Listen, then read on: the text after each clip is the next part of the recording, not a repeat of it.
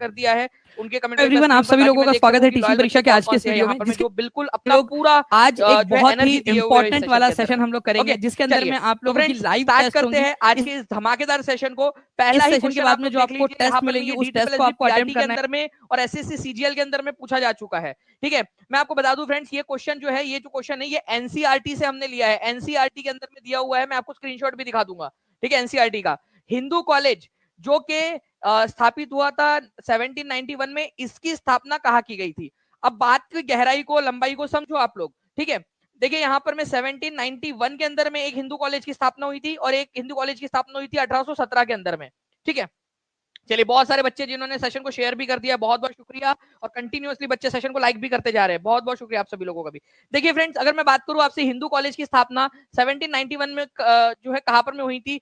Maximum बच्चे जो है फ्रेंड्स ए आंसर लगा रहे हैं। मैं आपको बता दूं, जितने भी बच्चे हैं जिन्होंने, कितने परसेंट बच्चे, 70% बच्चे जिन्होंने ए आंसर लगाया है, उन लोगों का आंसर गलत है।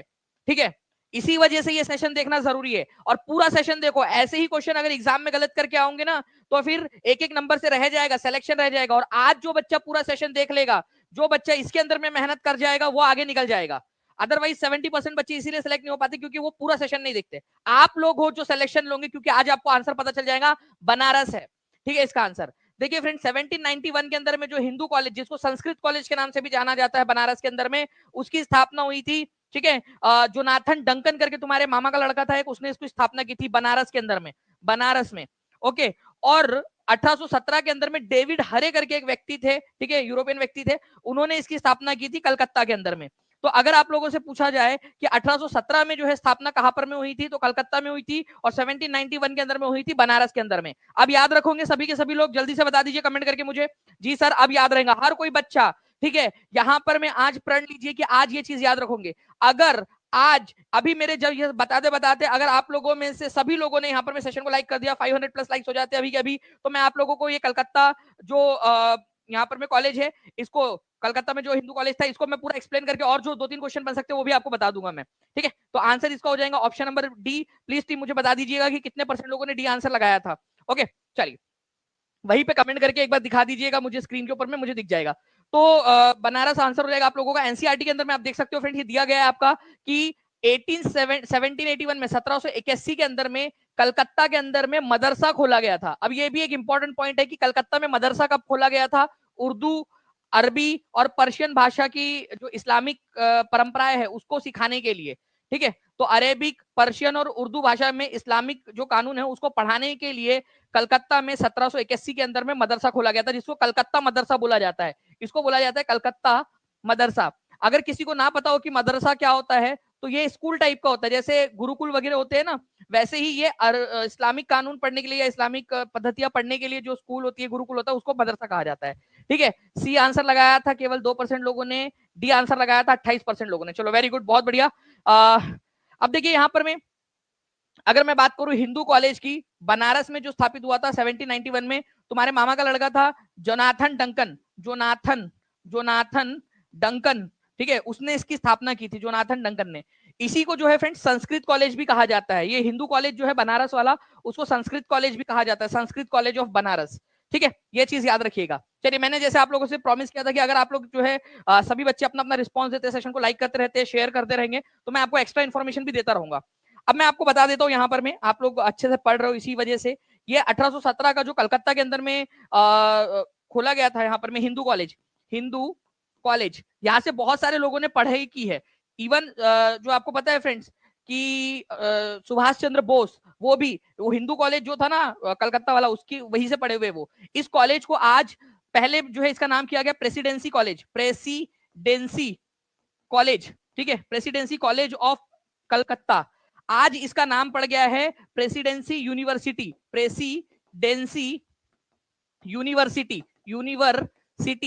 ये याद रखना है आप लोगों ने, प्रेसिडेंसी यूनिवर्सिटी। तो आप लोगों से ये क्वेश्चन पूछा जा सकता है कि अभी प्रेसिडेंसी यूनिवर्सिटी ऑफ कोलकाता किस नाम से इसकी स्थापना की गई थी। ठीक है, तो तुम्हारे जो है मौसी का लड़का था एक, डेविड हरे। ठीक है, डेविड हरे। ठीक है, उसने जो है मेन इसके अंदर में योगदान दिया था। और भी थे राधाकांत देव जी, ठीक है, वगैरह लोग भी थे। ठीक है, राजा राममोहन रॉय जो है अप्रत्यक्ष रूप से इसमें शामिल थे, उन्होंने समर्थन दिया था, लेकिन वो बहुत ज्यादा उनका रोल नहीं था। ठीक है, हिंदू कॉलेज स्थापित करने के अंदर में। तो हिंदू कॉलेज का नाम प्रेसिडेंसी कॉलेज और फिर अब प्रेसिडेंसी यूनिवर्सिटी हो गया है कोलकाता के अंदर में।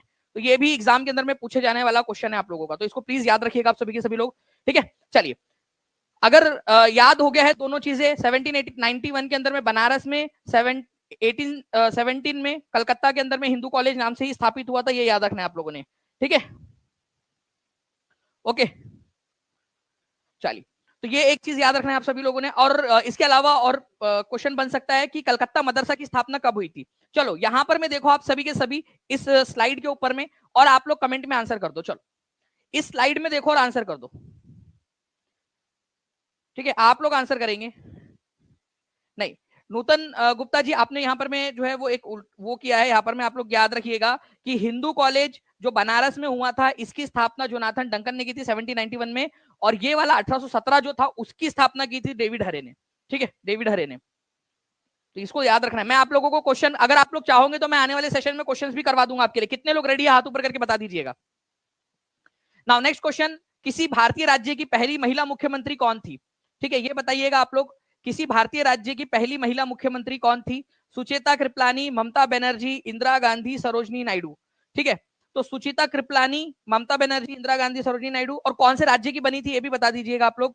तो सुचिता कृपलानी जो है फ्रेंड्स, ये याद रखना है आप लोगों ने, पहली कोई महिला थी भारत के किसी राज्य की जो महिला मुख्यमंत्री बनी, ठीक है। ये बनी थी उत्तर प्रदेश की, यूपी की। ये भी एक इंपॉर्टेंट पॉइंट आप लोगों का बनता है। सुचिता कृपलानी उत्तर प्रदेश की बनी थी, इंपॉर्टेंट पॉइंट है। अच्छा, सरोजनी नायडू जो है ये फर्स्ट गवर्नर थी, फर्स्ट महिला राज्यपाल, ठीक है। राज्यपाल कौन से राज्य की राज्यपाल बनी थी ये, ठीक है। तो ये भी यूपी की ही बनी थी, यूपी की, ठीक है। तो ये क्वेश्चन आप लोगों से बन सकता है। आप लोगों से ये भी पूछा जा सकता है कि भारत की पहली महिला प्रधानमंत्री कौन थी। तो पहली और एकमात्र महिला प्रधानमंत्री इंदिरा गांधी है, एकमात्र, ठीक है। चलिए, तो first women president, first women prime minister, ठीक है।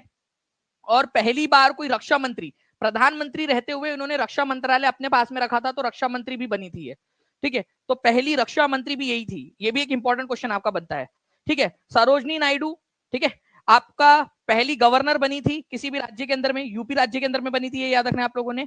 और पहली भारतीय महिला जो इंडियन नेशनल कांग्रेस की अध्यक्षा बनी 1925 में। मुझे एक बात बताओ, इंडियन नेशनल कांग्रेस का ये सेशन जो था 1925 वाला, ये कौन से जगह पे हुआ था, ये बता सकते हो आप लोग, ठीक है। जो भी टीचिंग परीक्षा के स्टूडेंट है, जो पेड स्टूडेंट है, जिन्होंने DSSB KVS बीपीएससी तैयारी का कोर्स लिया हुआ है टीचिंग परीक्षा के साथ में, अगर वो पुराने वाले बैच के अंदर में थे, जिनको हमने न्यू बैच भी दे दिया है बच्चों को, ठीक है, तो आप लोग इस क्वेश्चन का आंसर कर सकते हैं अगर आपने इंडियन नेशनल कांग्रेस वाला सेशन मेरा देखा है तो। कानपुर के अंदर में ये सेशन हुआ था, ये याद रखना है आप लोगों ने, कानपुर में, ठीक है। इंपॉर्टेंट पॉइंट ये भी बनता है आप लोगों का, बहुत बढ़िया। चलिए, अच्छा, भारत की जो है पहली महिला राष्ट्रपति कौन थी, ये बता सकते हैं आप लोग मुझे, जल्दी बताइए। भारत की पहली महिला राष्ट्रपति कौन थी, जल्दी से देखते हैं कितने लोग आंसर कर पाते हैं इसका।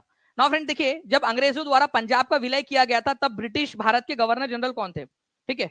अब देखना यहाँ पर में फ्रेंड्स, अंग्रेजों ने धीरे धीरे धीरे भारत के बहुत सारे राज्यों का विलय कर लिया, ठीक है। पंजाब यहाँ पर में एक राज्य हुआ करता था, ठीक है। महाराजा रंजीत सिंह जो थे, उन्होंने पंजाब जो पूरा था उसकी स्थापना की थी, उस राज्य की स्थापना की थी, पंजाब राज्य की, ठीक है।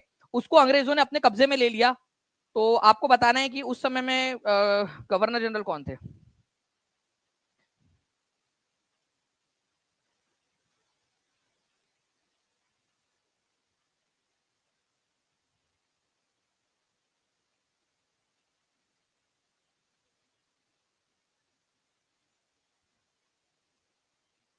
चलिए, तो देखिए फ्रेंड्स, यहाँ पर में एक सिंपल सा क्वेश्चन जो है यहाँ पर में आप लोगों से पूछा गया है, ठीक है। बहुत ज्यादा इसके अंदर में कुछ टफ नहीं है, इसमें सिर्फ सिंपल सा ये बोला है, पंजाब का विलय जिस समय हुआ था उस समय भारत के गवर्नर जनरल कौन थे, ठीक है।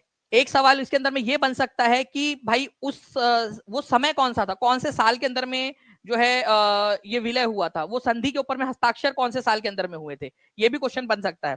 तो मैं आपको बता दूं फ्रेंड्स कि ये जो पंजाब है, इसको भारत के मतलब अंग्रेजों ने कब्जे में ले लिया था अपने अंडर में 1849 के अंदर में। इसको याद रखना है आप लोगों ने, 1849 के अंदर में।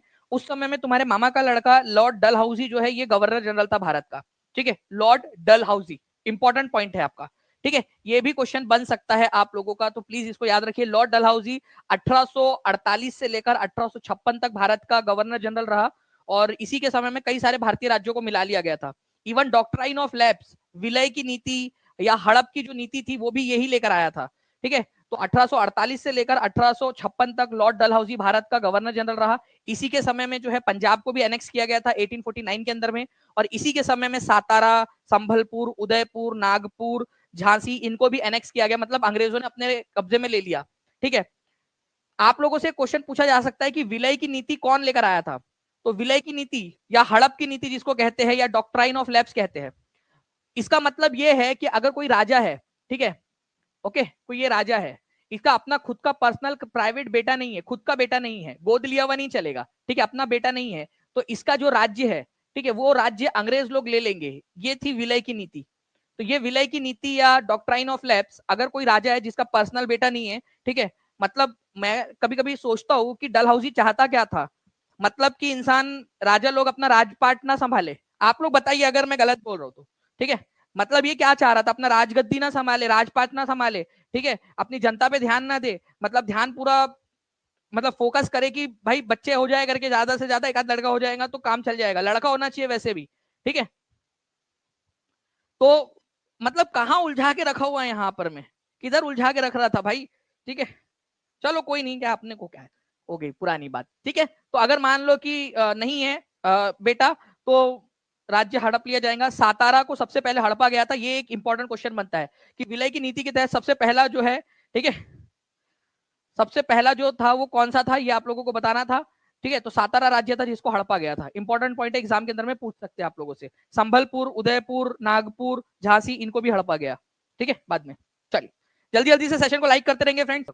देखिए एसएससी एमटीएस के अंदर में आया हुआ क्वेश्चन, और बहुत ज्यादा इंपॉर्टेंट क्वेश्चन है ये। ठीक है, आप लोगों से पूछा जा रहा है कि निम्नलिखित में से कौन सी रियासत के नवाब को कुशासन का आरोप लगाकर कि वहां पर में शासन सही से नहीं चल रहा है, मतलब कि उस राज्य के अंदर में या उस सूबे के अंदर में वहां के नवाब सही तरीके से शासन नहीं चला पा रहे हैं, इसी वजह से उनके राज्य को अंग्रेज अपने कब्जे में ले रहे हैं।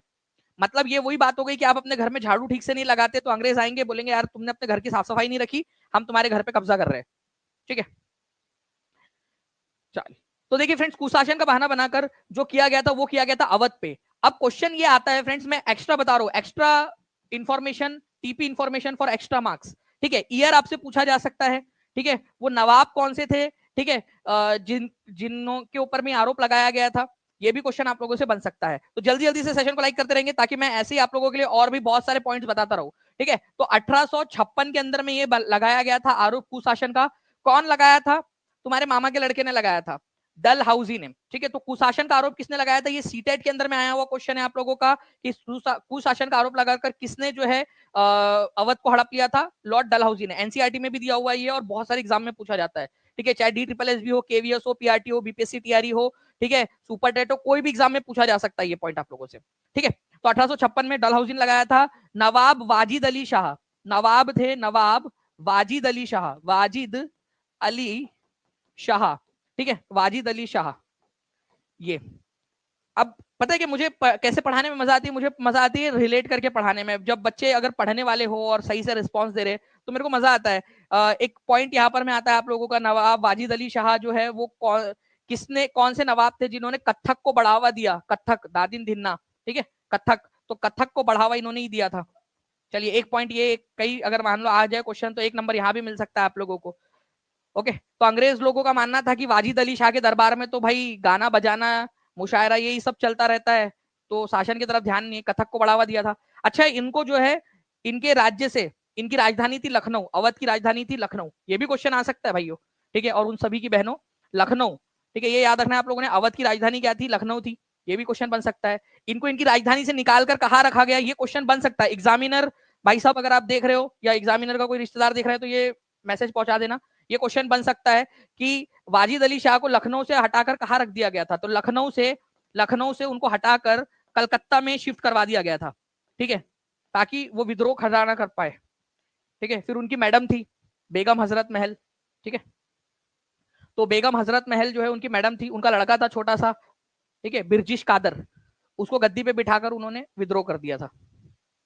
बहुत बड़ी कहानी है, कहानी अगर आप पढ़ना चाहोगे तो बहुत डिटेल में जाया जा सकता है। ठीक है, आप मुझे बताइएगा आप लोग पढ़ना चाहते हो क्या? हर एक बच्चा सेशन को लाइक कर देगा और जहां भी शेयर कर सकता है शेयर जरूर कर देंगे आप लोग जल्दी से। चलिए, तो ए इज द करेक्ट आंसर। ठीक है, पूरा का पूरा एनसीईआरटी में जो दिया हुआ है ना, उससे भी ज्यादा चीजें मैंने आपको बता दिया।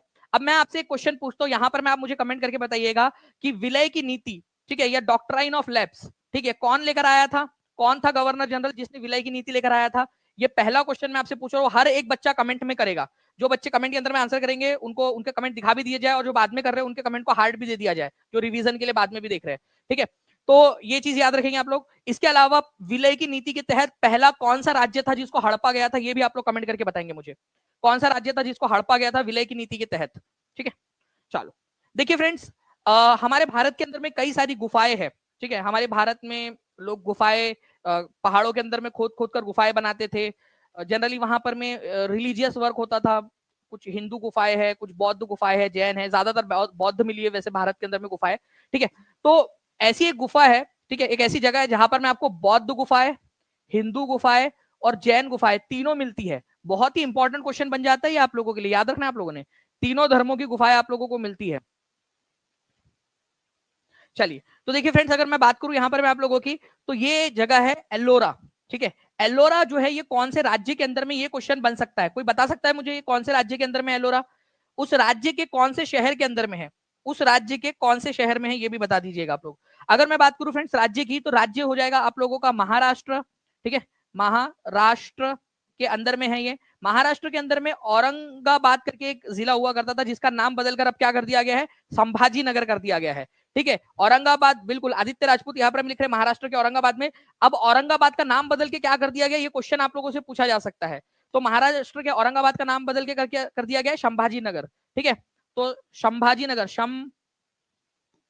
संभाजी नगर, संभाजी नगर, ठीक है, जिसको पहले औरंगाबाद बोला जाता था। एक औरंगाबाद जो है आप लोगों को बिहार में भी मिलता है। ठीक है, तो कंफ्यूज नहीं होना, ये महाराष्ट्र वाले औरंगाबाद की बात हो रही है। वहां पर में अजंता और एलोरा दो जगह है जहां पर में गुफाएं मिलती है। तो एलोरा में आपको टोटल कितनी गुफाएं मिली है, 34 गुफाएं मिली है, 34 गुफाएं। चलिए इधर में लेकर आते हैं हम लोग 34 गुफाएं।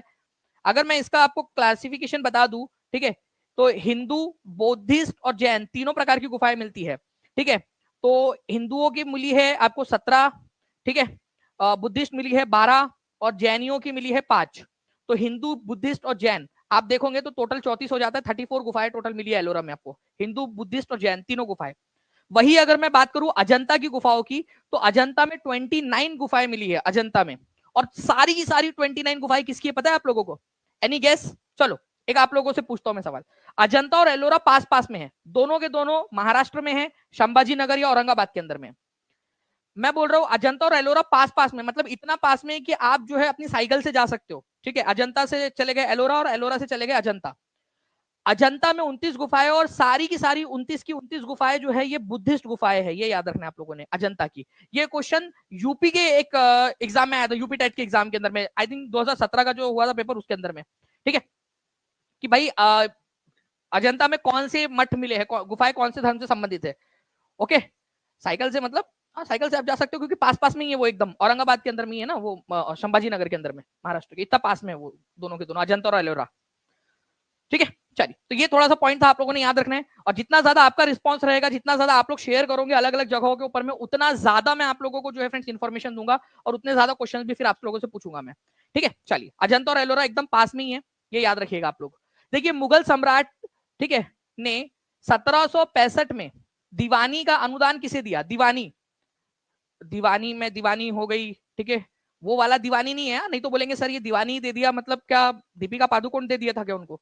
नहीं भाई, दीवानी का मतलब है टैक्स कलेक्ट करने का अधिकार, टैक्स कलेक्शन, टैक्स कलेक्शन का राइट या अधिकार। ठीक है, दीवानी अधिकार बोला जाता है उसको। ओके, टैक्स कलेक्शन करने का अधिकार दे दिया किसको? तो ये दे दिया था ईस्ट इंडिया कंपनी के रॉबर्ट क्लाइव को। ठीक है, हुआ क्या था मैं बताता हूं आपको। 1765 में, ठीक है, एक लड़ाई हुई थी 1765 में, जिस लड़ाई को कहा जाता है बक्सर की लड़ाई, बक्सर की लड़ाई, बैटल ऑफ बक्सर। इस लड़ाई के अंदर में ईस्ट इंडिया कंपनी, ठीक है, वर्सेस, ठीक है, मुगल बादशाह, मुगल, अवध, ठीक है, और बंगाल, ये तीनों एक तरफ थे। ठीक है, ये तीनों एक तरफ होकर लड़ रहे थे और ईस्ट इंडिया कंपनी के खिलाफ लड़ रहे थे। फिर भी जीता कौन? ईस्ट इंडिया कंपनी जीत गई और ये तीनों के तीनों हार गए।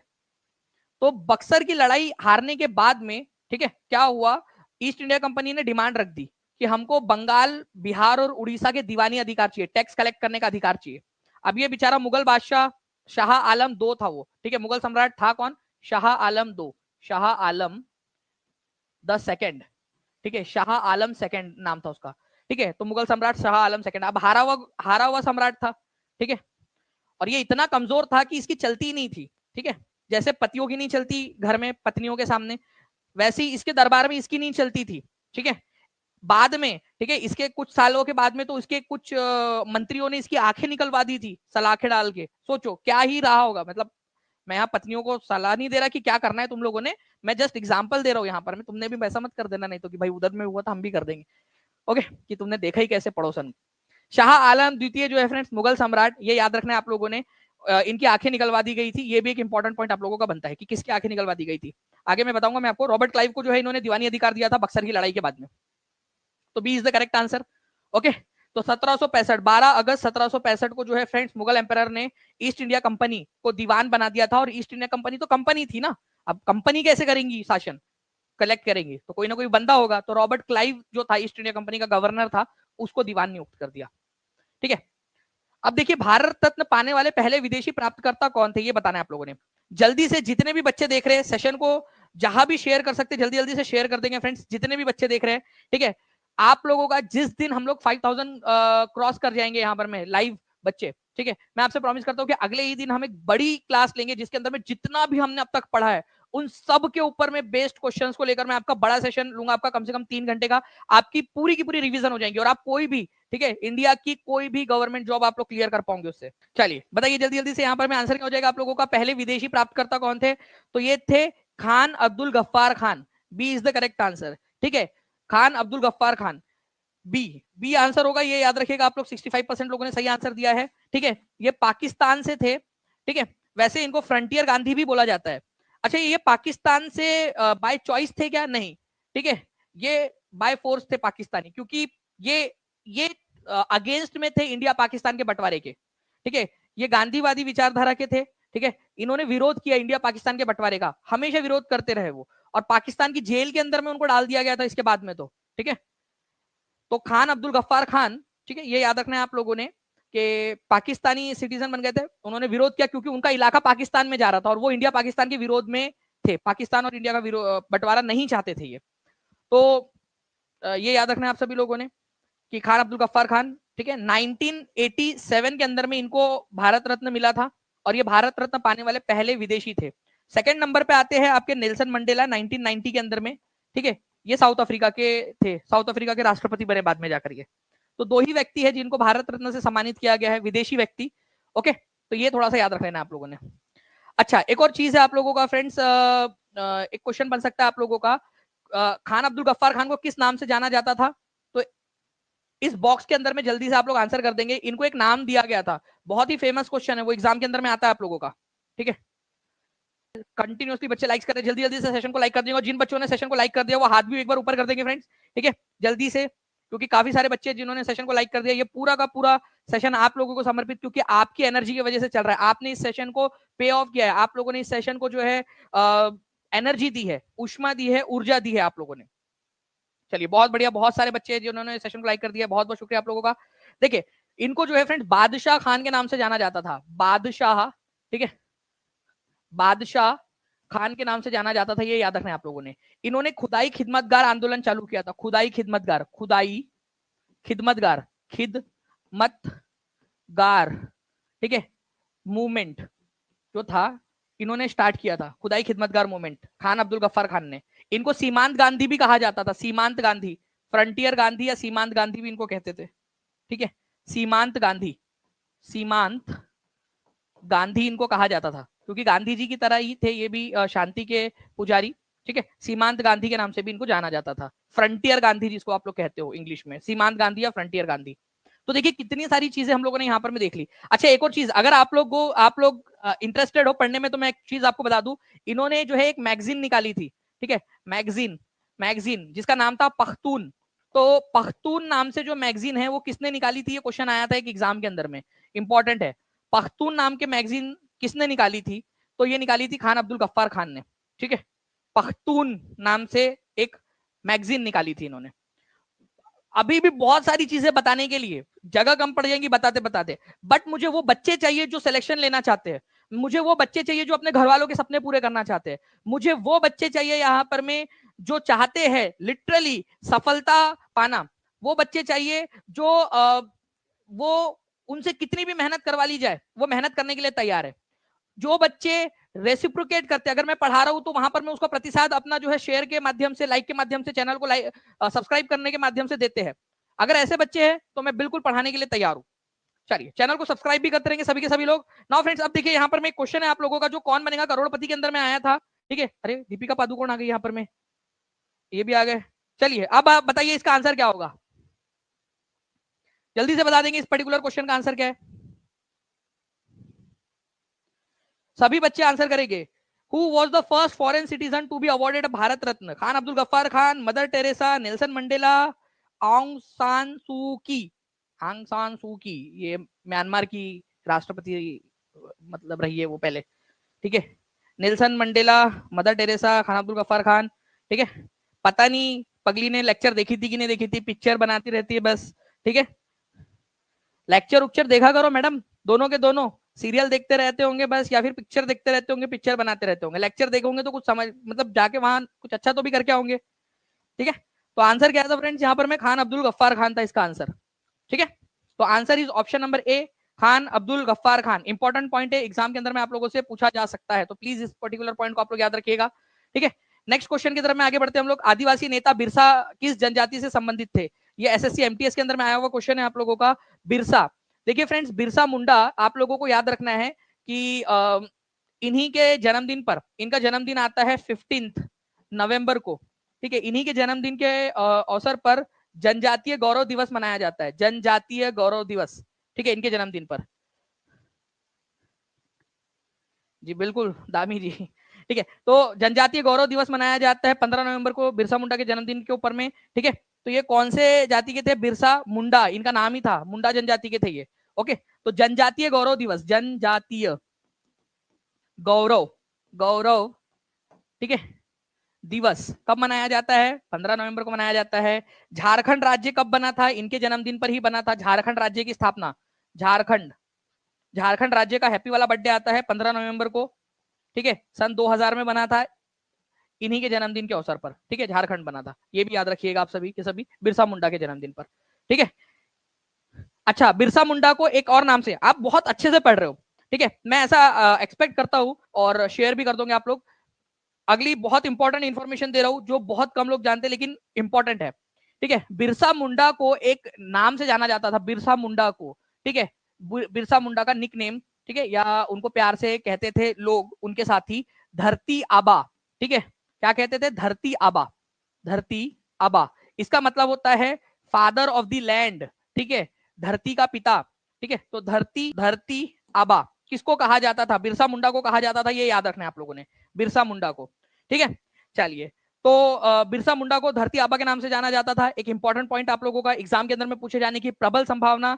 चलिए एक पॉइंट और, चलिए आप लोगों ने टारगेट कंप्लीट कर दिया है आप सभी लोगों ने, इसी वजह से मैं एक पॉइंट और बता देता हूं आपको। बिरसा मुंडा का जो आंदोलन था उसका झंडा, झंडे का कलर क्या था? झंडे का, ठीक है, ठीक है, जो झंडा था झंडे का रंग क्या था? ये क्वेश्चन एनसीईआरटी में दिया हुआ है, झंडे का रंग क्या था? बिरसा मुंडा का जो आंदोलन चला था उसका रंग क्या था? झंडे का रंग, ठीक है। तो सफेद कलर का हुआ करता था वो, व्हाइट, ठीक है, व्हाइट झंडा, सफेद झंडा वो उनके लोग लेकर घूमते थे, सफेद झंडा।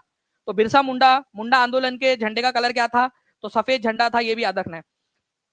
बहुत आगे जाया जा सकता है इसके अंदर में, कोलेरा के वजह से उनकी मृत्यु हो गई थी, ठीक है, जेल के अंदर में। इस आंदोलन की वजह से ही छोटा नागपुर टीनेंट्स प्रोटेक्शन एक्ट पास किया गया था। बहुत सारी चीजें, अगर आप पढ़ना चाहोगे तो मैं आपको बहुत डिटेल में लेकर चलूंगा हर एक क्वेश्चन के तहत। चलिए तो आगे बढ़ते हैं हम लोग फ्रेंड्स, यहाँ पर में नेक्स्ट देख लेते क्या क्वेश्चन और आ रहा है हमारा। मेट्टूर बांध किस नदी पर बना है और किस राज्य में? ठीक है भाई, कोई बात है क्या अगले इसके लिए? मेट्टूर बांध, देखिए फ्रेंड्स आप लोगों को बताना चाहूंगा मैं, हमारे भारत में, दक्षिण भारत के अंदर में एक बहुत ही इंपॉर्टेंट वाली नदी है जिसका नाम है कावेरी नदी। कावेरी नदी कहां से निकलती है ये क्वेश्चन आप लोगों से अक्सर पूछा जाता है। तो कावेरी नदी निकलती है आप लोगों की कर्नाटक राज्य से, ठीक है, कर्नाटका से, ये याद रखना है आप लोगों ने। और फिर ये जाती है तमिलनाडु के अंदर में। तो कर्नाटक और तमिलनाडु के बीच में कावेरी नदी को लेकर जो है एक टेंशन बनी हुई रहती है, एनसीईआरटी में दिया हुआ है। तो कावेरी नदी के ऊपर में बना है, ये याद रखना है आप लोगों ने। इस पर दो इंपॉर्टेंट वाले डैम बने हैं, एक बना है आप लोगों का, ठीक है, कर्नाटक के अंदर में, और एक बना है आपका तमिलनाडु वाले साइड के अंदर में, ठीक है। कर्नाटक में जो बना है उसका नाम है कृष्णा राज सागर dam, KRS dam, Krishna Raj सागर डैम। और जो तमिलनाडु वाले साइड के अंदर में बना हुआ है उसका नाम है मेट्टूर डैम, मेट्टूर डैम, तमिलनाडु वाले साइड में। तो एक ही नदी है कावेरी नदी, उसके ऊपर में दो डैम बने हुए हैं, एक कर्नाटक वाले साइड में और एक तमिलनाडु वाले साइड में। तो कावेरी नदी पर, ठीक है, कावेरी नदी के ऊपर में तमिलनाडु में मेट्टूर बांध बंधा हुआ है, ठीक है, ये आप लोग याद रखना है। कावेरी नदी को लेकर कर्नाटक और तमिलनाडु के अंदर में बहुत लंबे समय से जो है वो विवाद चल रहा है फ्रेंड्स, ये भी याद रखिएगा आप लोग।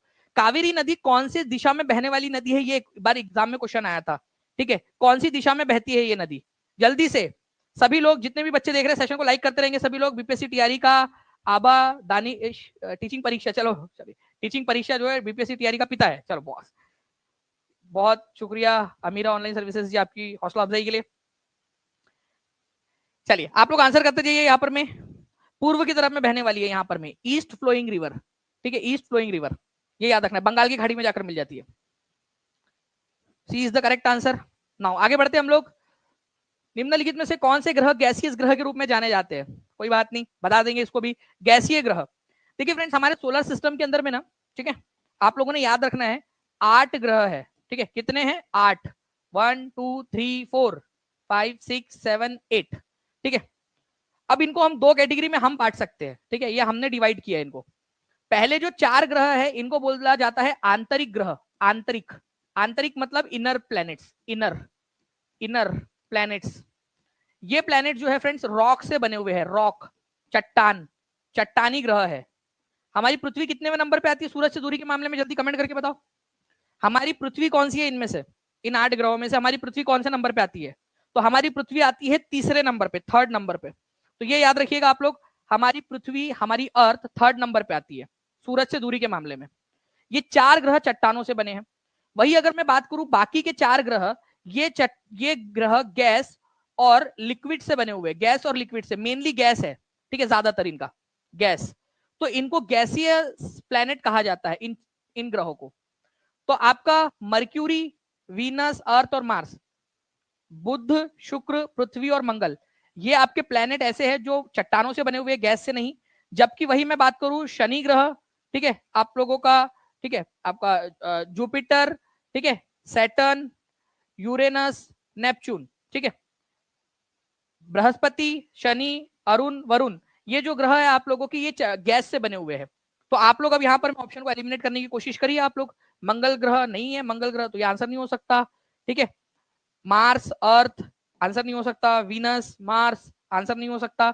आंसर एक ही हो सकता है आप लोगों का, वो है, ठीक है, option number B, Jupiter, Saturn, Uranus, Neptune, ये गैसियस ग्रह है। एक राज की बात बताओ आप लोगों को कि जल्दी से आप लोग जो है फ्रेंड्स सेशन को लाइक करते रहेंगे और जहां भी शेयर कर सकते हो शेयर, जल्दी जल्दी से सभी लोग यहाँ पर में लाइक करते रहेंगे।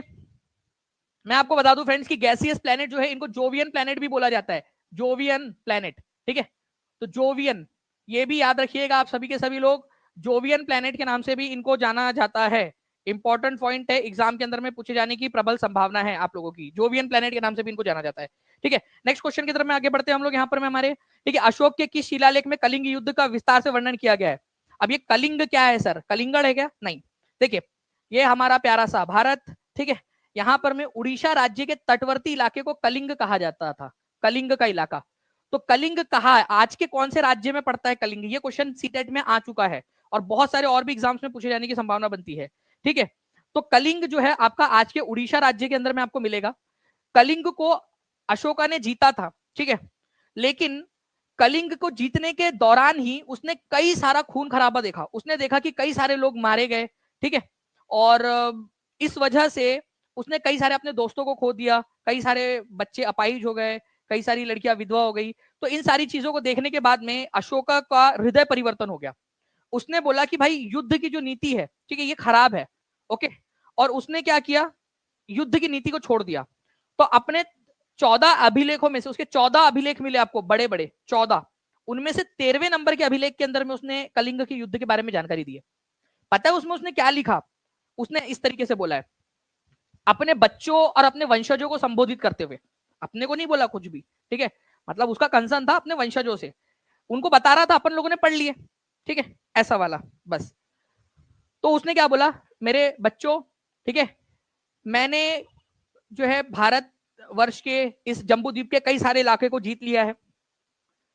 एक कलिंग का इलाका था जो रह गया था, मैंने उस पर आक्रमण किया और मैंने देखा कि लाखों लोगों, इस जीत के वजह से कई लाखों लोगों ने अपनी जान दे दी, कई लोग अपाहिज हो गए। क्या ये जीत इन लोगों की मृत्यु से उत्तम है? क्या ये जीत इन लोगों को वापस ला सकती है? क्या ये जीत उन लोगों को मरहम लगा सकती है जिन लोगों ने अपने हाथ पैर गंवा दिए? क्या उन लोगों के दुख दर्द को भर सकती है? नहीं। तो युद्ध नीति से बेहतर है धर्म की नीति, और इसी से उन्होंने जो है कलिंग के युद्ध के बाद में उन्होंने धर्म की नीति अपना ली थी अशोका ने, ये याद रखना आप लोगों ने। तो 13वें नंबर के अभिलेख के अंदर में उसने लिखवाया ये बात, ये याद रखना आप लोगों ने। 13वें नंबर का अभिलेख है अशोका का। अशोका ने बुद्ध धर्म अपना लिया था, ये भी याद रखना आप लोगों ने, बुद्धिज्म अपना लिया था। तो B is the correct answer यहां पर में। आंसर आगे बढ़ते हैं। बख्तियार खिलजी ब्लैंक के विनाश के लिए उत्तरदायी है। अब ये बख्तियार खिलजी कौन है, ठीक है, तो आओ तुमको बख्तियार खिलजी से मिलाता हूं मैं, ठीक है। अब देखिए ये बख्तियार खिलजी जो है ना, ये जो कुतुबुद्दीन ऐबक है, कुतुबुद्दीन ऐबक उसका सेनापति हुआ करता था, सेनापति, ठीक है, कुतुबुद्दीन ऐबक का सेनापति हुआ करता था बख्तियार खिलजी। बख्तियार खिलजी भारत के अंदर में हमला करते करते करते करते इधर साइड में आ गया, ठीक है, इधर साइड में बिहार के पास तक आ गया, और यहां पर में आकर उसने क्या किया, भारत में जो नालंदा यूनिवर्सिटी थी उस पे उसको आग लगा दी। भारत में बिहार के अंदर में जो विक्रमशिला यूनिवर्सिटी थी उस पे आग लगा दी। भारत में बिहार में जो उदंतपुरी मठ था, ठीक है, जिसमें कई सारे जो है पांडुलिपियां रखी हुई थी, मैन्युस्क्रिप्ट जो पुराने जमाने की लिखी हुई चीजें थी, ऐतिहासिक चीजें थी, धार्मिक चीजें थी, उन पे आग लगा दी। तो नालंदा, विक्रमशिला और उदंतपुरी मठ, इनको आग लगा दी थी बख्तियार खिलजी ने। बख्तियार खिलजी कुतुबुद्दीन ऐबक का सेनापति था, जीतते जीतते बिहार आ गया, ठीक है, और उसने जो है नालंदा यूनिवर्सिटी को तोड़ दिया था। तो बख्तियार खिलजी ने तोड़ा था, ये याद रखना आप सभी लोगों ने, इंपॉर्टेंट पॉइंट है, एग्जाम के अंदर में पूछे जाने की आप लोगों से प्रबल संभावना है इसकी, ठीक है। तो प्लीज इस पर्टिकुलर पॉइंट को याद रखिएगा आप लोग, ठीक है, पूछा जा सकता है। कुतुबुद्दीन ऐबक का जो है सेनापति हुआ करता था ये, ठीक है। चलिए, अच्छा एक क्वेश्चन बन सकता है, ठीक है, जो आगे में आप लोगों को मैं बता दूं पूछे जाने की संभावना है। बख्तियार खिलजी ने कौन सा साल था जब नालंदा यूनिवर्सिटी को आग लगा दी थी? ये क्वेश्चन बन सकता है आप लोगों से, ठीक है, कई सारे एग्जाम के अंदर में आता ही है, ठीक है। चलिए, तो आप बताइएगा मुझे। नेक्स्ट क्वेश्चन की तरफ में आगे बढ़ते हैं हम लोग। कश्मीर में शालीमार बाग किसने बनवाया था, ये बताना है आप लोगों ने। कश्मीर में, हाँ, नालंदा यूनिवर्सिटी किसने बनवाई थी, अगर ये क्वेश्चन आ जाए आप लोगों से, तो कुमार गुप्त दो ने बनवाई थी, कुमार गुप्त ने बनवाई थी, ठीक है, कुमार गुप्त ने। देखिए फ्रेंड्स, अगर मैं शालीमार बाग की बात करूं आप लोगों से, तो शालीमार बाग, ठीक है, कश्मीर के अंदर में बहुत ही सुंदर सा गार्डन है, शालीमार बाग, शालीमार गार्डन। इसको बनाया था मुगल बादशाह जहांगीर ने। ये भी एक इंपॉर्टेंट क्वेश्चन है, इसको बहुत ज्यादा इंपॉर्टेंट मार्क करेंगे आप सभी के सभी, ठीक है। मुगल बादशाह जहांगीर ने इसको बनवाया था, इंपॉर्टेंट है, एग्जाम में पूछे जाने की बहुत अधिक संभावना बनती है, आप देख भी सकते हो यहाँ पर में, ठीक है। तो शालीमार बाग जो है ये डल लेक के पास में है, ठीक है, डल झील जो है कश्मीर के अंदर में, डल झील, ठीक है, वहां पर में शालीमार गार्डन बनाया गया है, बहुत ही सुंदर सा गार्डन है। और जो है आपका, इसको फरहा बख्श भी कहा जाता है, इसको फैज बख्श भी कहा जाता है, फैज तुम्हारे नाम के ऊपर में रखा गया है, ठीक है, तो इसको फरहा बख्श और फैज बख्श भी बोलते हैं। तो शालीमार गार्डन के क्या क्या नाम है, शालीमार बाग के नाम है फरहा बख्श, फरहा बख्श, ठीक है, बख्श, और फैज बख्श भी इसको कहा जाता है, फैज बख्श, ठीक है, इसको कहा जाता है। तो तीन नाम है इसके शालीमार गार्डन के, 1 2 3, ठीक है। तो तीनों में से कोई भी आ जाए, ठीक है। कश्मीर में किसने बनवाया था, तो याद रखिएगा आप सभी के सभी, ठीक है, ये बनवाया गया था आपके, ठीक है, जहांगीर के द्वारा। इंपॉर्टेंट पॉइंट है, एग्जाम के अंदर में आप लोगों से पूछ सकते हैं, ओके। चलिए, नाउ फ्रेंड, सिंधु घाटी सभ्यता के किस शहर को बिना दुर्ग के शहर के रूप में जाना जाता है? इंपॉर्टेंट याद रखना है आप लोगों ने। ये दुर्ग क्या होता है वो भी बता देता हूं आप लोगों को। जनरली हड़प्पा सभ्यता दो भागों में विभाजित होती थी, ठीक है, इस तरीके से। ये शहर है, मान लीजिए, एक होता था ऊपरी इलाका, अपर टाउन, मतलब एक इलाका जो थोड़ा ऊंचाई पर होता था, और एक होता था लोअर टाउन, लोअर टाउन, निचला इलाका। तो जो ऊपरी इलाका होता था उसको दुर्ग बोलते थे, दुर्ग, या फिर गढ़ भी कहा जाता था उसको, और उसको इंग्लिश में सीटाडेल बोलते थे, सीटाडेल, ठीक है, सीटाडेल।